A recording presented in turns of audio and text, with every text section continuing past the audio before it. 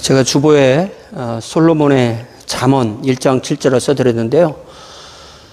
여호와를 경외하는 것이 지식의 근본이거늘 미련한 자는 지혜와 훈계를 멸시한다, 이렇게 되어 있죠. 그러니까 지식이나 지혜나 훈계나 다 모두 근본적으로는 하나님께로부터 나오는 것이다 라는 뜻이죠. 그러니까 여호와를 경외한다는 것은 하나님과 바른 관계 속에 있다는 것입니다. 그래서 가장 지혜로운 사람은 하나님을 인정하고 가장 미련한 사람은 하나님을 부인합니다. 시편 14편 1절에서도 어리석은 자는 그 마음에 이르기를 하나님이 없다 하는도다. 그들은 부패하고 그 행실이 가증하니 선을 행하는 자가 없다고 그랬습니다. 그래서 이 참된 지혜는 바로 하나님을 인정하는 삶, 하나님을 인정하는 것이 참된 지혜입니다. 여러분 잠언 3장을 찾아보시기 바랍니다. 솔로몬의 잠언 3장에 보면요, 3장 5절에 솔로몬의 잠언 3장 5절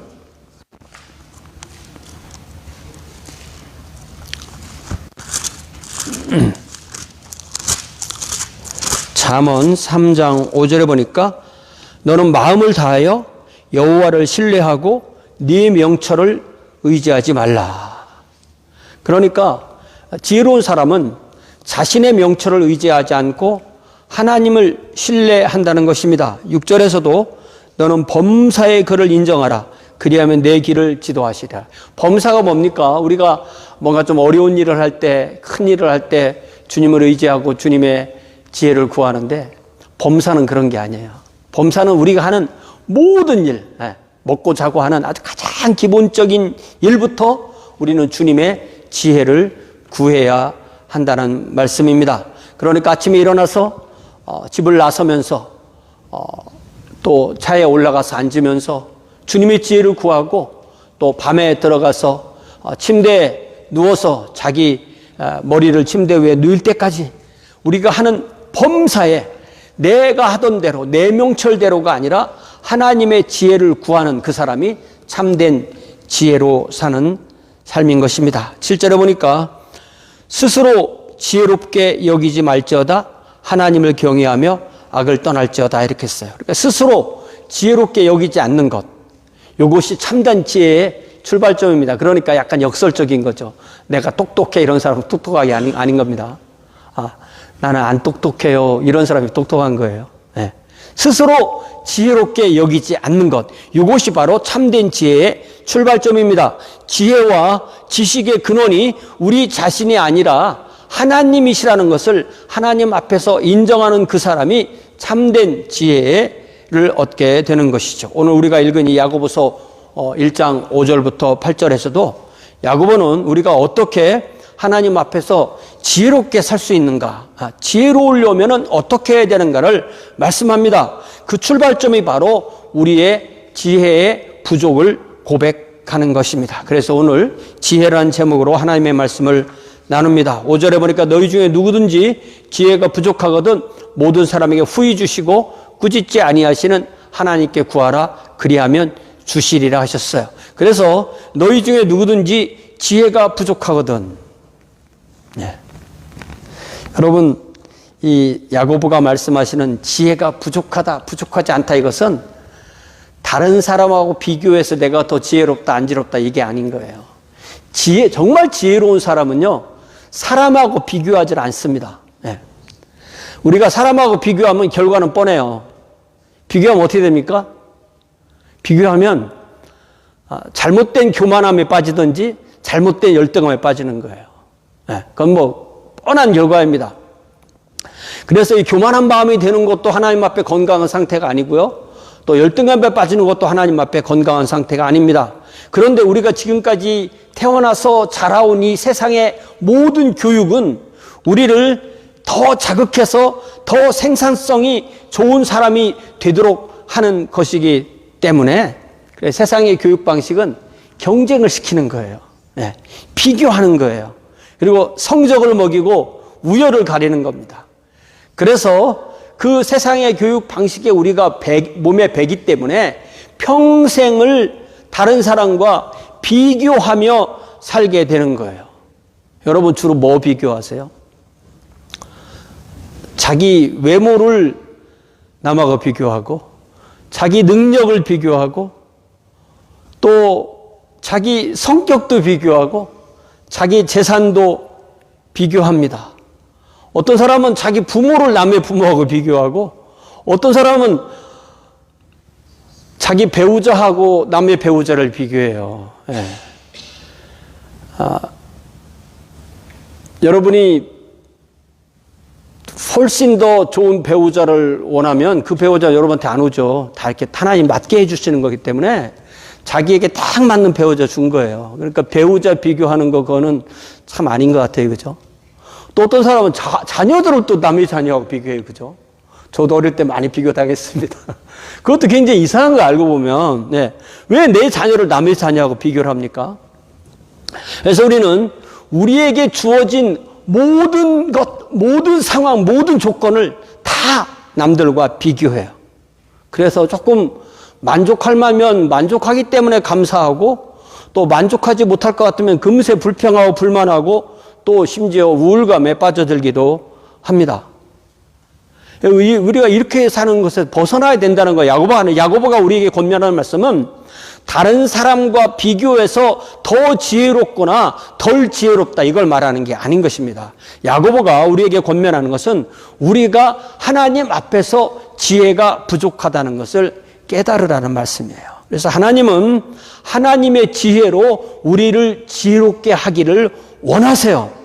그런데 우리가 스스로 지혜롭다고 여긴다면 우리는 하나님의 지혜로 지혜로워질 수가 없기 때문에 우리는 계속해서 자기는 지혜로운 줄 알지만 사실은 미련한 상태에 머물고 맙니다.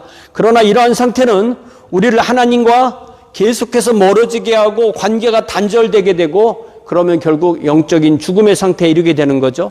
하나님과 우리와의 이 바른 관계는 바로 살아있는 관계, 생명의 관계예요. 그래서 우리가 이 육체적인 생명과 영적인 생명을 대조해 보면 많은 걸 배우게 되는데요.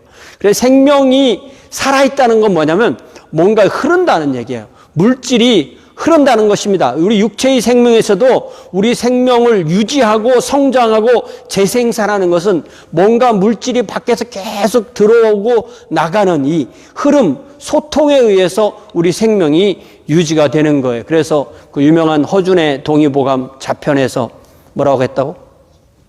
통즉 무통, 무통즉 통. 이게 무슨 말이에요? 통하면 안 아프고 안 통하면 아프다. 그러니까 흐르면 안 아픈데 안 흐르니까 아픈 거다. 근데 사실은 이게 아픈 것 정도가 아니고 흐르면 살고 안 흐르면 죽는다, 이렇게 말할 수도 있어요. 그러니까 우리와 하나님과의 관계도 하나님께로부터 우리에게, 그리고 우리에게로부터 하나님께 흐르면, 하나님의 말씀이, 하나님의 지혜가 흐르면 우리는 사는 거고 안 흐르면 죽는 거다. 이렇게 우리가 정리할 수가 있습니다. 하나님의 생명, 하나님의 지혜를 받아서 우리 영혼에 흐르게 하기 때문에 우리가 영적으로 살아있는 거예요. 하나님의 생명, 하나님의 지혜는 하나님의 말씀을 들을 때 우리에게로 들어오는 거고, 또한 우리가 하나님과 기도로 소통하게 되는 거죠. 여러분, 요리해서 먹고 소화시키는 거 우리가 매일 하는 거니까 그걸 잘 생각해 보면 그게 뭐냐면요, 제가 조금 제 나름대로 연구를 해봤더니 이 모든 과정이 잘게 잘 나가는 과정이더라고요. 이만한 식재료 먹을 수 없잖아요. 요리할 때 자르죠, 또 입으로 자르죠, 또 위장에 가서 또 자르죠, 또 혈관에 가서 또 더 자르고, 맨 마지막에 세포 속에 가서 또 그걸 분해하는 거예요. 그러니까 모든 걸 계속 잘게 자르는 공정을 거치는 것을 우리가 요리한다, 먹는다, 소화한다, 흡수한다, 분해한다, 이렇게 말하는 거예요.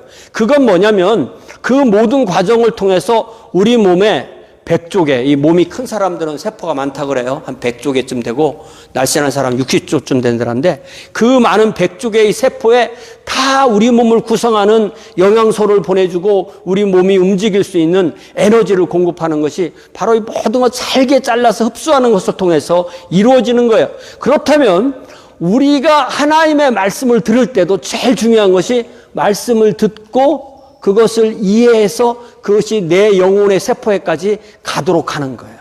그게 바로 말씀을 소화하는 거죠. 그래서 이 이해하는 과정이 우리의 영혼의 세포에 하나님의 말씀이 들어가는 것입니다. 제가 당뇨병이 있기 때문에 이 당뇨에 대해서 많이 옛날부터 이렇게 읽어봤는데요. 생명체에 있는 거의 모든 에너지가 이 에너지, 이 생명이 힘을 얻는 것은 이 녹말이라는 것은 이 포도당이 여러 개가 붙은 거예요. 녹말의 형태에서 포도당으로 다 이렇게 잘라야만 우리 세포 속에 들어갈 수가 있어요. 그래서 당뇨병이 뭐냐면은 이 혈관에는 포도당이 많아요. 그런데 무슨 이유로든 간에 그 세포 속으로 이 포도당이 안 들어가는 거예요. 마치 뭐와 같으냐면은 교통체증이 일어나면 도로에는 차들과 사람이 거기 도로에 꽉 차 있겠죠. 차 속에 사람이 갇혀 있겠죠. 집에는 사람도 안 오고 또 집에서 필요한 물자도 들어오지 않는 것, 그런 상태를 생각해 보면 됩니다. 그런데 영적인 당뇨병도 있다는 것입니다. 하나님의 말씀을 많이 듣기는 듣습니다. 그래서 마치 자신이 하나님의 말씀을 많이 안다고 생각합니다. 그런데 실제로는 그의 영혼의 세포에 하나님의 말씀이 들어가지 않는 것입니다. 그래서 그 말씀이 듣긴 들어도 그 사람의 인격이나 그 사람의 삶이 되지 못하는 것입니다. 포도당이 혈관 속에만 가득하고 세포 속에 들어가지 않으면 그럼 뭐 어때? 그게 아니에요. 그때부터 온갖 문제가 발생하게 됩니다. 그렇게 되면 우리를 살리려고 먹은 포도당이 우리를 죽이는 포도당이 되는 거예요. 우리가 하나님의 말씀을 듣기만 하고 그 말씀을 우리의 삶으로 적용하지 않는다면 우리는 영적 당뇨병에 걸린 것이라고 할 수 있어요. 이 당뇨병이 참으로 고약한 것은 이게 먹어도 배가 고프거든요. 그러니까 당뇨병에 걸린 사람들은 폭식하게 돼 있어요. 그래서 먹은 것이 다 세포로 가는 게 아니기 때문에 오히려 먹은 것이 그 사람을 해치는 것이 돼요. 그것이 아주 서서히 그 작업이 일어나는데 한 10년쯤 그 작업이 10년, 20년 되면은 그게 심각한 합병증을 불러일으키게 됩니다. 우리가 영적인 당뇨병과 그로 인한 합병증에 걸려 있다는 증세를 우리는 어떻게 할 수가 있을까요? 이런 말씀을 들을 때 너희 중에 누구든지 지혜가 부족하거든, 이 말씀을 들을 때 이 영적 당뇨병에 안 걸린 사람은 주님, 제가 바로 지혜가 없는 사람이죠. 저에게 지혜를 주세요. 이런 반응을 불러일으키는데 이 영적인 당뇨병에 있는 사람은 주님, 저는 지혜가 너무 충만해요. 제 아내한테 지혜를 주세요. 이렇게 되면은 이거는 뭔가 문제가 있는 거죠. 자기에게 하나님의 말씀을 적용할 수 있는 그 사람이 바로 지혜로운 사람입니다. 그래서 우리는 하나님께서 우리에게 주시기를 원하시는 그 말씀과 지혜로 살아야하기 때문에 우리는 하나님께 믿고 신뢰하면서 모든 사람에게 후히 주시고 꾸짖지 하시는 하나님께 지혜를 구하면 하나님께서 주신다는 것입니다. 우리는 매일 이렇게 살고 있는 것입니다. 앞으로도 이렇게 살아야 하는 것입니다. 아무리 건강한 사람도, 여러분, 굉장히 건강한 사람이 40일을 먹지 않았다더라, 이런 거 굉장히 위험한 겁니다. 아무리 건강한 사람도 먹지 않으면 죽습니다. 우리는 음식에 의존해서 삽니다. 아무리 지혜로운 사람이라도 하나님의 지혜를 받지 않고는 살 수 없습니다. 우리가 하나님의 지혜로 살고 하나님의 지혜로만 살아야 합니다. 하나님, 우리가 지혜를 구할 때 우리에게 지혜를 주십니다. 하나님, 우리에게 지혜를 주시기 위해서 모든 준비를 하고 계세요. 마치 우리 집에 다 들어와 있잖아요. 전기도 들어와 있고, 또 뭐가 들어와 있죠? 수도도 들어와 있고, 또 뭐가 들어와 있죠? 인터넷도 들어와 있고, 다 들어와 있어요. 그럼 우리는 필요할 때 그것을 스위치를 돌려서 쓰기만 하면 되는 거예요. 하나님께서 우리에게 지혜를 주시려고 준비하고 계신데 우리가 구하지 않으면 하나님께서 우리에게 주시지 않는 것입니다. 그래서 우리에게 지혜가 부족하면 하나님께 구하라, 이렇게 되네요. 구하라. 구하는 것은 우리가 살아있다는 증거입니다. 우리가 영적으로 살아있는 사람은 자신의 부족을 느끼고 하나님께 구하게 돼 있어요. 살아있기 때문에 음식도 먹고 살아있기 때문에 숨을 쉬는 거죠. 음식이 세포 속에 딱 들어가면은 호흡으로 받은 이 산소가 그 세포 속에서 다시 그것을 분해해서 그 속에서 에너지를 만들어내는 거거든요. 마찬가지로 우리가 영적으로 살아있을 때 영적인 말씀이 우리의 영혼의 세포에 들어가고 우리가 기도로 얻은 산소가 합해져서 그것이 우리의 신앙을 자라게 하고 우리 인격을 자라게 하고 우리에게 영적인 힘을 공급하고 생명을 유지하게 되는 것입니다. 이제 6절을 봅시다. 6절을 보니까 오직 믿음으로 구하라. 조금도 의심하지 말라. 의심하는 자는 마치 바람에 밀려 요동하는 바다 물결 같다 이렇게 되어 있죠. 오직 믿음으로 구하고 조금도 의심하지 말라. 하나님께 지혜를 구할 때 우리는 조금도 하나님을 의심할 이유가 없습니다. 왜냐하면 우리에게 지혜를 주심으로 하나님을 경외하는 삶을 살기에 우리를 그렇게 이끌기를 원하시는 분이 바로 하나님이시기 때문입니다. 우리가 하나님께 구할 때 우리의 기도는 하나님과 우리의 관계에 근거하는 기도를 드리는 거예요. 그러니까 하나님은 우리가 꼭 필요한 것을 공급하시는 하늘에 계시는 아버지세요. 그래서 우리 주님도 하나님 아버지를 말씀하실 때 인간 아버지랑 비교를 해주세요. 그래서 여러분 마태복음 7장에 이렇게 돼 있어요. 너들 중에 누가 사랑하는 아들이 아빠 빵 좀 주세요 하면은 빵같이 생긴 돌을 주는 아빠가 있냐? 그러면 안 되겠죠. 아니면 혹은 누가 피쉬 생선을 먹고 싶어요 그러면 뱀을 줄 그런 아빠가 있냐? 니들 죄인이고 악한데 악한 너희들도 좋은 것으로 자식에게 줄 줄 알거든 하물며 하늘에 계신 너의 아버지께서 구하는 자에게 좋은 것으로 주시지 않겠느냐 이렇게 말씀하셨어요. 그러니까 우리가 구하는 것이 우리가 원하는 것인가 아니면 우리가 필요한 것인가를 우리는 먼저 분별해야 돼요. 우리가 기도는 열심히 하는데 응답받지 못하는 이유를 야고보는 야고보서 4장 2절 뒷부분 3절에서 뭐라고 말하냐면 너희가 얻지 못하면 구하지 아니하기 때문이요. 그러니까 전혀 기도하면 받지 못한다는 거죠. 근데 구해도 못 받는 경우가 있는데 구하여도 받지 못하면 정욕으로 쓰려고 잘못 구하기 때문이다. 잘못된 동기로 그걸 주면은 하나님이 그걸 주시면 네가 망하기 때문에 하나님이 막으신다는 거죠. 하나님은요 기계가 아니십니다. 하나님은 밴딩 머신이 아니에요. 하나님은 내가 돈을 집어넣고 꾹 누르면 딱 나오는 그런 기계가 아니란 말이에요. 하나님은 구하기만 하면 하나님께서 우리가 거는 모든 것을 다 주신다면 우리는 하나님을 당연히 오용하겠죠. 이것이 바로 하나님을 우상 섬기듯 하는 것입니다. 우상은요 우리가 성경이나 역사에서나 우상 숭배가 뭔지를 잘 보면 아는데 우상은 특징이 뭐냐면 윤리적인 요구가 없어요. 율법이 없습니다. 우상 섬기는 데는. 우상 섬기는 것은 오직 죄의만 있는 거예요. 그러니까 돈을 바치고 몸을 바치고 재물을 바치기만 하면 어떤 소원이라도 다 들어준다라고 말하는 게 우상 숭배의 핵심입니다. 그래서 사람들은 윤리적인 요구를 하시는 하나님을 떠나서 자신들이 원하는 대로 살고 싶어서 우상에게 달려가는 것입니다.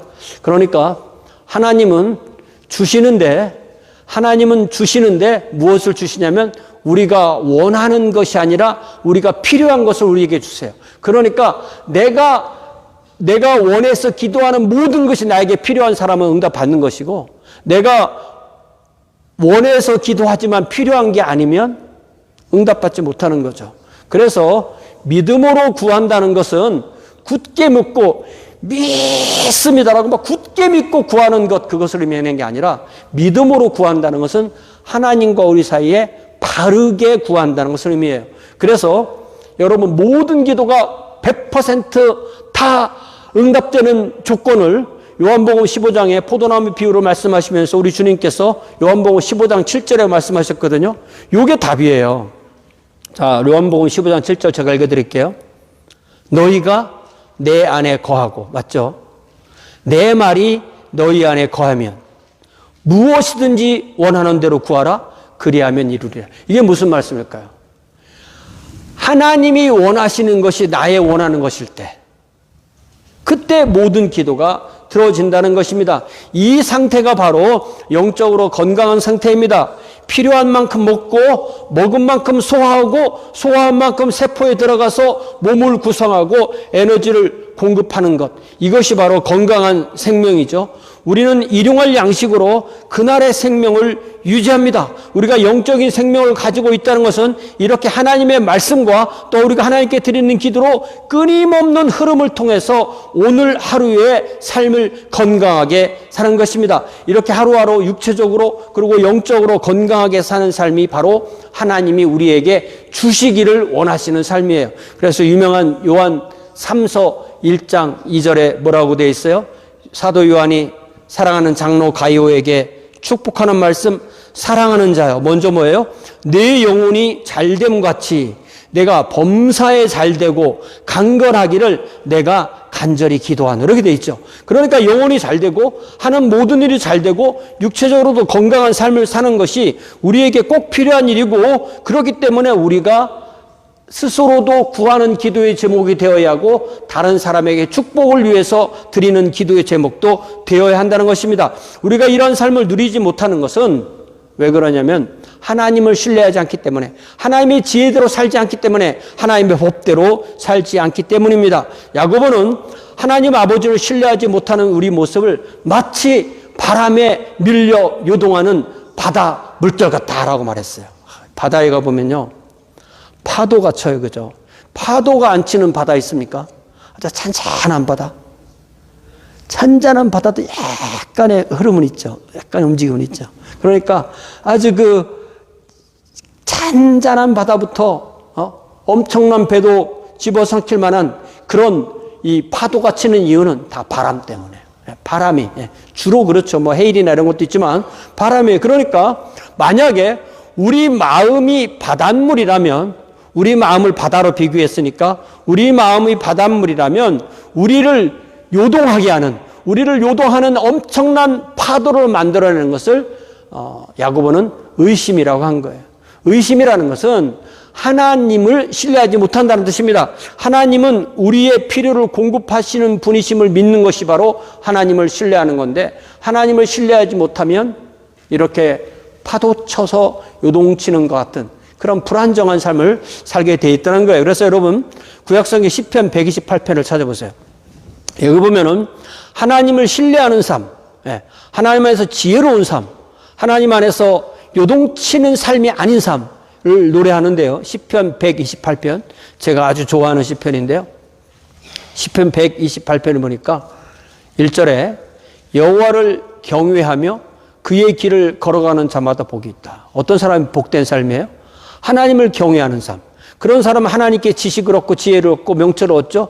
그러면 하나님을 경외하니까 그 길을 걸어간다는, 그 삶이 하나님의 뜻 안에서 산다는 뜻이죠. 2절에 보니까, 자, 시편 128편 2절 같이 읽어봐요. 시작. 네가 내 손이 수고한 대로 먹을 것이라 내가 복되고 형통하리로다. 어떻게 먹어요? 수고한 대로 먹어. 수고하지 않은 걸 먹으려고 하는 것이 욕심이에요. 그걸 정욕이라고 합니다. 수고하지 않고 먹는 것이 몸에 배면 평생을 그렇게 살기만 하면 받기만 하는 사람이 되는 거죠. 네. 수고하고도, 그런데 어떤 사람은 수고하고도 얻지 못하는 삶이 있어요. 수고는 엄청 했는데 얻는 게 없어. 이것이 바로 하나님께서 복을 주지 않은 것이죠. 그러므로 제일 중요한 것은 먼저 수고하는 거예요. 수고를 안 하려고 하면 안 돼요. 수고를 할 때 하나님이 복을 주시는 거예요. 그러니까 수고를 열심히 일을 한다는 것이죠. 그러니까 수고하는 것을 두려워서는 안 돼요. 수고하고 그 수고한 대로 하나님이 먹여주시는 것을 바라는 것. 그것이 바로 하나님이 주신 복되고 형통한 삶입니다. 그런데 어떤 사람은 수고를 안 했는데 횡재하는 경우가 있어요. 그게 우리를 망하게 만드는 거예요. 가서 한 5분 동안 뭔가를 했는데 내가 지금 10만 불이 들어왔어. 그럼 다음에 또 가도 또 10만 불 오겠지. 이런 생각을 하는 거예요, 사람이. 너나 할 거 없습니다. 그렇기 때문에 저는 여러분들에게 그런 데 가지도 말라고 하고 또 그런 거 사라고도 안 하는 거예요. 왜냐하면 수고하지 않고 재산을 얻는 것, 이것이 바로 형통이 아니고 저주라는 사실을 우리는 알아야 합니다. 이제 3절에 보니까 그렇게 복된 사람은 네 집 안방에 있는 네 아내는 결실한 포도나무 같고 내 식탁에 둘러앉은 자식들은 어린 감람나무 같다. 손으로 수고해서 하나님께 복을 받고 형통한 삶을 사는 가장 큰 모습은 바로 가정으로 드러난다는 것입니다. 하나님은 우리 가정에 복을 주시기를 원하십니다. 포도나무 같은 아내, 감람나무 같은 자녀. 어떻게 이렇게 이런 표현을 썼을까?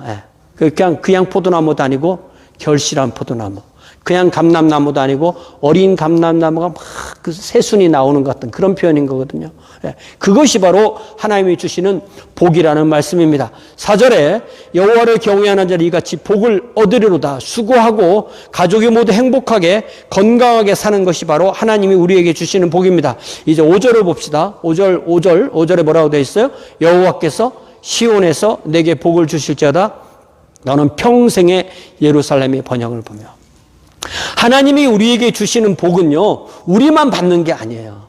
하나님이 주시는 복은 시온과 예루살렘으로 상징되는 신앙의 공동체. 우리가 각자 예수님 믿고 각자 하나님 믿고 각자 우리 가정만 잘 살면 되는데 왜 굳이 교회에 모여서 함께 예배를 드리냐면 이것이 바로 시온의 복, 예루살렘의 복이 우리에게 임하는 것을 믿기 때문입니다. 시온과 예루살렘으로 상징되는 신앙의 공동체, 교회를 통하여서 하나님의 복이 흐르고 그 복을 또한 누리게 되는 것입니다. 그러면 6절에 나오는 것처럼 우리는 내 자식의 자식을 볼지어다. 이스라엘에게 평강이 있을지어라는 말씀이 이루어지게 되는 거죠. 특별히 자식의 자식. 자식인데, children인데, children. 네. 이게 우리 교회가 앞으로 10년 후, 20년 후 어떻게 되겠어요? 우리 교회가 하나님 앞에 살아있으려면 우리 교회에 영적인 자식의 자식을 주어서 우리가 시온의 복, 예루살렘의 복, 이스라엘 평강이 우리 교회에 가득하기를 우리가 늘 기도해야 되겠습니다. 이제 야고보서 1장 7절을 보세요. 이런 사람은 무엇이든지 주께 얻기를 구하지 말라. 이렇게 돼 있어요. 하나님을 신뢰하지 못하는 사람은 하나님께서 주시는 것을 얻지 못한다는 거예요. 하나님께 받지 못한다는 것은 뭐예요? 하나님의 공급이 끊어졌어요. 하나님과 관계가 끊어지면 하나님의 공급이 없겠죠? 그러면 바로 뭐냐면 그것을 죽음이라고 말해요. 그러면 우리는 살 수가 없는 거예요. 하나님이 주시지 않으면 살 수 없습니다. 창세기 28장에 보면은 브엘세바에서 부모를 떠나서 하란으로 가려고 야곱이 이제 길을 가다가 어디까지 길을 가냐면 해가 질 때까지 가는 거예요. 밤이 되면 못 걸어가니까 해가 지니까 한 광야에 이르러서 위로 보니까 하늘이고 아래로 보니까 땅이고 그리고 그 하늘과 땅 사이에 자기밖에 없는 거예요. 그래서 돌 하나를 가져다가 베개를 삼고 누워 잠을 잡니다. 여러분 광야에서 잠을 잘 수 있겠어요? 광야에서 잠을 잘다는 것은 참 위험한 것입니다. 도적이 생명과 재산을 위협할 수도 있고 또 짐승이 와서 나를 괴롭힐 수도 있고 또 이 기온 차이로 인해서 얼어 죽을 수도 있는 것이 바로 광야의 삶입니다. 그런데 그 야곱에게 하나님이 함께 하십니다. 하나님은 꿈에서 그에게 나타나십니다. 그래서 야곱이 꿈에서 보니까 이 야곱이 있는 곳으로부터 사다리가 쫙 하늘까지 닿았는데 그 사다리 사이로 하나님의 천사들이 계속 오르내리고 있고 사다리 맨 위에는 하나님이 서 계시더라라는 것을 본 거예요. 그래서 이 야곱의 사다리는 우리와 하나님과의 관계를 그려주는 생생한 그림이에요. 이 내가 있죠, 땅이 있죠, 하늘이 있죠, 사다리가 있죠, 천사들이 왔다 갔다 하죠. 하나님이 그 위에서 말씀하시죠. 이건 완벽한 그림이에요. 저와 여러분의 영적인 생명을, 저와 여러분을 하나님이 얼마나 소중하게 여기신다는 것을 보여주는 완벽한 그림입니다. 그래서 창세기 18장 15절에 뭐라고 말씀하시면 내가 너와 함께 있어 네가 어디로 가든지 너를 지키고 너를 이끌어서 이 땅에 돌아오게 할지라 내가 너에게 허락한 것을 다 이루기까지 너를 떠나지 아니하리라. 사랑하는 성도 여러분, 야곱이 가장 외롭고 무력할 때 그에게 나타나신 하나님이 그에게 주신 이 말씀을 오늘 저와 여러분에게, 우리 교회에게 주시는 말씀으로 받으시기를 바랍니다. 그래서 야곱은 잠에서 깨어나서 이렇게 고백합니다. 16절에 여호와께서 과연 여기 계시거늘 내가 알지 못하였도다. 우리가 하나님과 살아있는 관계에 있다, 하나님을 믿는다는 것은 뭐냐면, 내가 하나님의 자녀로 사는 한, 내가 있는 어느 곳에나 어느 시간에나 하나님이 나와 함께 하신다는 사실을 내가 깨닫는 거예요. 야곱이 뭐라고 했다고요? 여호와께서 과연 여기 계시거늘 내가 알지 못하였도다, 깨닫지 못하였도다 그랬어요.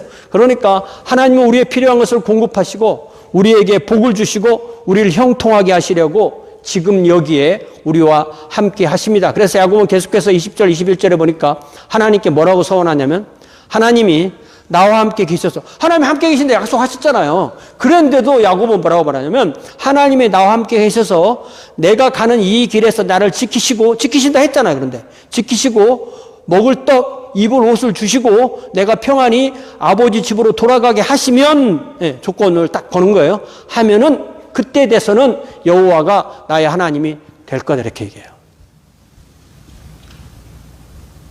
이게 뭐냐면요, 야곱은 자기가 보는 것만 보는 거예요. 더 심한 것은 자기가 보고 싶은 것만 봅니다. 야곱만 그런 게 아니라 거의 모든 사람이 다 그렇습니다. 그러나 하나님은 하나님이 보시는 것, 하나님이 보여주시는 것을 우리에게 보여주기를 원하시는 거예요. 그러니까 우리가 보기를 원하는 거예요. 그러니까 야곱의 시야와 하나님의 시야는 너무너무 다른 거예요. 이게 바로 우리가 하나님의 지혜를 구해야 되는 거예요. 야곱은 자기 생각밖에 없어요. 그런데 하나님은 야곱을 통해서 하나님이 하실 일을 생각하는 거예요. 우리는 우리 생각만 하기 쉬워요. 그런 하나님은 저와 여러분을 통해서 하나님이 하실 계획이 있고 그 일을 이루기를 원하신다는 거예요. 이것을 깨달을 때 우리가 하나님 앞에서 얼마나 하나님이 우리를 향해서 모든 열정을 쏟아보시는 소중한 존재라는 사실을 아는 것입니다. 여러분, 야곱을 우리가 창세기를 쭉 읽어봐서 알지만 야곱이 착해요? 안 착해요. 야곱 되게 자기가 꾀를 많이 부리잖아요. 자기가 엄청 지혜로운 것처럼. 그러나 자기 뜻대로 되나요? 오히려 당하죠. 야곱이 착해서, 야곱이 의로워서 하나님이 그와 함께 하신 게 아닙니다. 우리가 착하고 우리가 의로워서 하나님이 우리와 함께 하시는 것이 아니라 우리를 위하여서 독생자 예수 그리스도를 희생하시면서 우리를 사랑하시고 하나님의 뜻을 이루시려고 우리를 한 사람 한 사람을 구하셨기 때문에, 그래서 우리를 통해서 하나님의 뜻을 이루어 가시려고 저 여러분 한 사람 한 사람을 하나님이 구하신 거예요.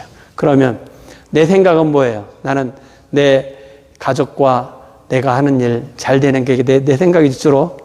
하나님 생각은 뭐겠어요? 하나님 생각은 똑같아요. 하나님도 하나님이 하시는 일, 하나님이 꿈꾸시는 일, 하나님이 계획하시는 일이 잘 되는 거예요. 내가 하는 일은 내 일이라고 하고, 하나님이 하시는 일을 성경에서 뭐라고 하냐면 킹덤 오브 갓, 하나님의 왕국, 하나님의 나라라고 그래요. 그러니까 저와 여러분을 하나님이 구원하신 목적은 저와 여러분을 통해서 하나님이 계획하시는 하나님의 왕국을 세우시고 확장하기 위해서 저와 여러분을 부르신 거예요. 그렇기 때문에 우리의 모든 꿈이 이런 하나님의 꿈에 수렴되지 않는다면 우리는 평생 내가 하나님을 믿고 그분의 복을 받으며 살았다고 했는데 막상 하나님 앞에 가보니까 알곡이 아니라 죽정이네, 이럴 수 있다는 거예요. 왜? 하나님의 꿈과 나의 꿈이 하나도 안 맞으면, 어느 정도라도 이렇게 맞아 들어가면 괜찮은데 알곡하고 죽정이 사이에 반정이 있을 거 아니에요. 어느 정도 맞아 들어가면 될 텐데 이게 전혀 안 맞았다고 생각해 봐요. 그래서 8절에 보니까 그런 사람은 두 마음을 품어 모든 일에 정함이 없다고 그랬어요. 두 마음을 품은 삶이고 모든 일에 정함이 없습니다. 두 마음을 품었다는 것은 하나님과 우상을 동시에 섬기는 거예요. 우리가 주님 앞에 올 때마다, 주님의 말씀을 들을 때마다, 주님께 기도와 찬양의 제사를 올려드릴 때마다 우리가 드리는 모든 회개 기도의 핵심은 우리 안에 있는 우상을 버리고 오직 주님만을 섬기겠다는 우리의 회개의 기도, 결단의 기도를 드려야 하는 줄 믿습니다. 돈을, 자기 자신을, 타인을, 세상을 우상으로 삼은 것을 회개합시다. 하나님을 전적으로 의뢰하지 않은 것을 회개합시다. 하나님의 사랑을 오해하고 하나님의 의도를 의심한 것을 회개합시다. 하나님께서 저와 여러분을 하나님의 눈동자처럼 사랑하시고 나를 통하여 하나님의 일을 이루시고자 했던 하나님의 의도를 잊어먹은 것을 회개합시다. 그리하여 하나님의 길을 걸어갑시다. 그렇게 하나님의 지혜 가운데 사는 것이 하나님이 저와 여러분과 우리 교회를 향하여서 원하시는 우리의 삶의 모습인 줄 믿습니다. 제가 주보에 여러분 솔로몬의 전도서 12장 13절 말씀을 써드렸는데요. 솔로몬이 전도서를 다 마치면서 뭐라고 말하냐면 같이 읽어봐요. 시작.